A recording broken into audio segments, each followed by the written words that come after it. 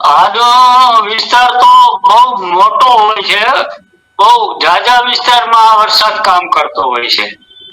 અચ્છા. એટલે એનો કોઈ નક્કી ન હોય કે કેટલો વિસ્તાર મોટો લે છે, પણ વિસ્તાર આનો મોટો હોય.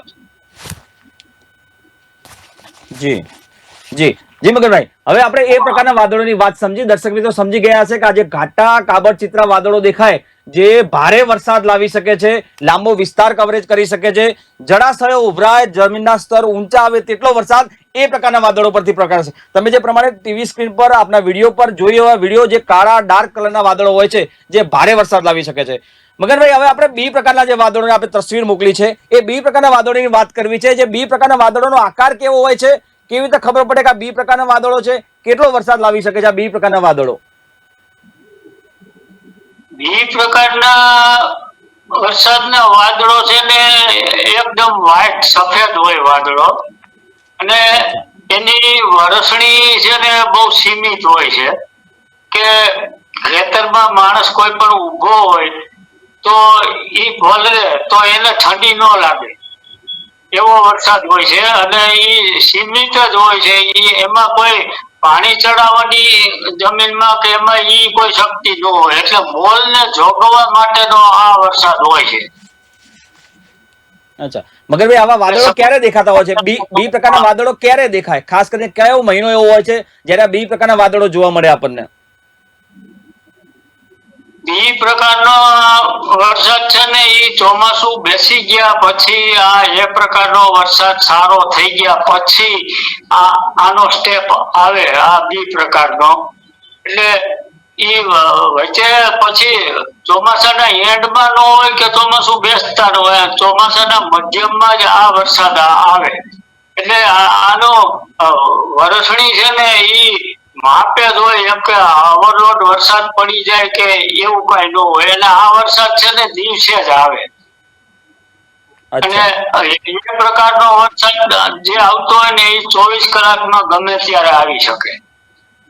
અચ્છા જી મગનભાઈ, આપ દર્શક મિત્રો જોઈ શકો છો, આપણે એ પ્રકારના વાદળોની વાત કરી, બી પ્રકારના વાદળોની વાત કરી. એ પ્રકારના વાદળો જેવા કાળા ડાર્ક અને કાબરચિત્રા કલરના હોય છે, જ્યારે બી પ્રકારના વાદળો જ્યારે આપણે આકાશમાં દેખાય છે સફેદ કલરના હોય, થોડા ઊંચા દેખાતા હોય, ઘાટા હોય, પરંતુ જે વરસાદ ઓછો લાવે, જે ચોમાસાનો મધ્ય ભાગ હોય છે, ઓગસ્ટ જુલાઈ ઓગસ્ટનો ટાઈમ, જે વરસાદ જે થોડો ઓછો હોય છે એ ત્યારે એ સમય દરમિયાન આ પ્રકારના વાદળો જોવા મળતા હોય છે. મગનભાઈ જે પાછલા 50 વર્ષનો અનુભવ કર્યું છે, આ તમામ તસવીરો મગનભાઈ ખુદ લીધેલી છે, એટલે આપ સમજી શકો છો કે એમને કેટલું નાનું નાનું વસ્તુનું અવલોકન કર્યું છે. મગનભાઈ, હવે આપણે ડિસ્પ્લે પર સી પ્રકારના વાદળો બતાવવા છે. સી પ્રકારના વાદળોનો આકાર કેવો હોય છે? ખાસ કરીને આ જે વાદળો દેખાય છે એના પરથી કેવી રીતે અવલોકન લગાવી શકાય, કેટલો વરસાદ પડવાનો છે, ક્યાં વરસાદ પડવાનો છે? આ વરસાદ છે ને ચોમાસું આવતા પહેલા આની શરૂઆત થાય, પછી ચોમાસાના એન્ડમાં આ વરસાદ પાછો જોવામાં આવે. એટલે આની જે કઈ વરસાદની જે ક્ષમતા હોય ને એ સીમિત વિસ્તારની જ હોય, એટલે આને થંડરસ્ટોર્મ એક્ટિવિટીનો વરસાદ કહેવામાં આવે છે. એટલે આમાં ગાજવીજ વધારે હોય, પવનનું પ્રમાણ વધારે હોય, અને સીમિત વિસ્તારનો આ વરસાદ હોય. એટલે એ બપોર પછી જ આ વરસાદની શરૂઆત થાય, આ સવારમાં કે રાતે આ વરસાદ ન હોય. હવે આ વરસાદ વરસી ગયા પછી વાતાવરણ એકદમ ઠંડુ થઈ જાય, એટલે આનો આ રીતનો આ વરસાદનું સી પ્રકારનું આ વાતાવરણ હોય, અને આને હવામાનની ભાષામાં આને સીબી ક્લાઉડ કહે આ વરસાદને. એટલે આ રીતે આ વરસાદ કામ કરતો હોય, અને જે કઈ વરસાદ પડે આ સી પ્રકારનો, તો આની કોઈ નિશ્ચિત લિમિટ ન હોય કે આ 1-2 થી માંડીને 5-6 ઇંચ સુધી વરસાદ પડી શકે. અને આની રેન્જ સીમિત વિસ્તારની જ હોય, 5-10 કે 15 કિલોમીટરમાં જ હોય, એથી વધારે આની રેન્જ વધારે ન હોય વિસ્તારની. અચ્છા, તો દર્શક મિત્રો આપ સમજી શકો છો, સી પ્રકારના વાદળો જે ચોમાસા પહેલા આવતા હોય છે, જે વરસાદ લાવતા હોય છે વધારે, પરંતુ તેની રેન્જ ખૂબ ઓછી હોય તેવું મગનભાઈ ચંગેલાનું અનુમાન છે. મગનભાઈ ખાસ આપણે જે જાણી રહ્યા છે, મગનભાઈ જેટલા વર્ષનો અનુભવ છે આપણી સાથે શેર કરી રહ્યા છે, તમામ દર્શક મિત્રો તમારા મનમાં વિચાર આવતો હશે કે આ હવામાનના જે આગાહીકારો છે એ કેવી રીતે વરસાદની આગાહી કરતા હોય છે. એમનું આ અવલોકન હોય છે, આટલા લાંબા વર્ષોનો અનુભવ હોય છે, લાંબા વર્ષોથી એમને જે અવલોકન કર્યું છે એ પ્રમાણે આગાહી કરતા હોય છે. ઘણા લોકો હવામાન આગાહીકારો પર આક્ષેપો કરતા હોય છે કે આ ખોટી માન્યતાઓ પ્રથા ફેલાવી રહ્યા છે, અંધશ્રદ્ધા ફેલાવી રહ્યા છે. પરંતુ આ તમામ જે આગાહી કરતા હોય છે, આગાહીકારો છે, અવલોકનકારો છે, આ તમામ લોકો વર્ષો સુધી દરેક વસ્તુનું નાની નાની વસ્તુનું અનુભવ કર્યો હોય છે, અવલોકન કર્યું હોય છે, એ બાદ આગાહી કરતા હોય છે. મગનભાઈ, આપણે હવે ડી પ્રકારના વાદળોની વાત કરવી છે. એ બી સી ની વાત કરી, આપણે ડી પ્રકારના વાદળોની વાત કરવી છે. ડિસ્પ્લે પર આપ દર્શક મિત્રો જોઈ શકો છો ડી પ્રકારના વાદળો કેવા હોય છે, કેવી રીતે ખબર પડે કે આ ડી પ્રકારના વાદળો છે, એની અંદર કેવો વરસાદ ખાબકી શકે છે. મગનભાઈ, ડી પ્રકારનો વરસાદ છે ને ઈ ખાસ કરીને તો ભાદરવા મહિનામાં જ આવે. ગરમ વાતાવરણ જ્યારે ચાલતું હોય ને ત્યારે જ આ વરસાદની ઉપસ્થિતિ થાય.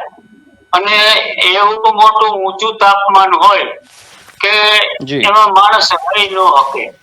અને ઈ જી વરસાદ કેટલો આવે કે 2-5 મિલી જ આવે, એથી વધારે આ વરસાદ ન આવે.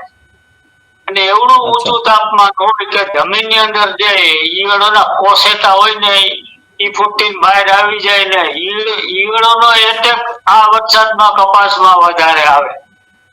જી જી મગનભાઈ, ખાસ કરીને આ જે તમામ વાદળોની આપણે વાતચીત કરી, આ વાદળોમાં ખાસ કરીને રોગો પણ ઘણા બધા, ખાસ કરીને ખેડૂતોના પાકમાં રોગ બેસતા હોય છે, મનુષ્યોમાં પણ બીમારીની જે વાયરલ ઇન્ફેક્શન ને બધા જે રોગ આવતા હોય છે. કેવી રીતે ખબર પડે કયા વાદળો કયા વરસાદમાં વધારે રોગ થતા હોય છે? ખાસ કરીને આપણે ખેડૂતોની વાત કરવી છે, મનુષ્યની વાત તો ઠીક છે, પણ ખેડૂતો જે આ પ્રમાણે સમજી શકે કે અત્યારે આવા વાદળો છે, આવું વાતાવરણ છે, તો પાકની અંદર આવું નુકસાન થઈ શકે છે, આવી ઈયળો બેસી શકે છે, કેવી રીતે માહિતી આપશો આપ? એ પ્રકારનો વરસાદ બહુ સારો થાય ને એટલે પેલા તો મચ્છરની ઉત્પત્તિ થાય અને મેલેરિયા જેવા રોગો નો વધારો થાય. તાવના ને એવા બધા લક્ષણો માણસમાં જોવા મળે.